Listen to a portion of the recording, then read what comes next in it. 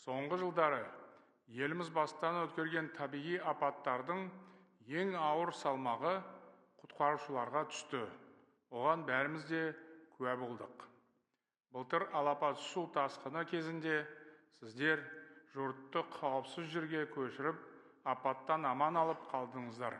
Қостанайда, Семейде және басқа да аймақтарда болған орман өртіне қарсы тұрып, тілсіз жаумен күрестіңіздер.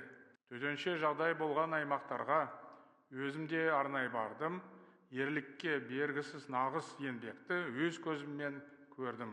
Сондықтан азаматтық қорғаныс саласы мамандарының кәсіби шеберлігі және табанды еңбегінің арқасында біз бір ел болып барлық қиындықты еңсердік деп толық сеніммен айтуға болады.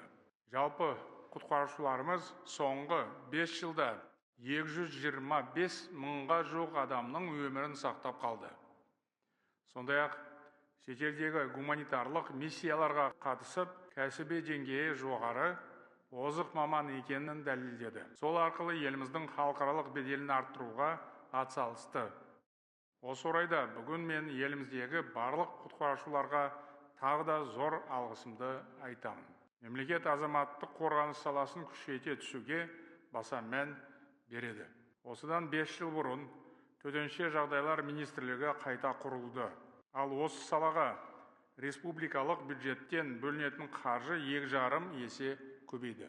Бір сөзбен, нақты және тиімді шаралар қабылдана бастады. Атап айтқанда, 1700-ден астам арнайы техника алынды.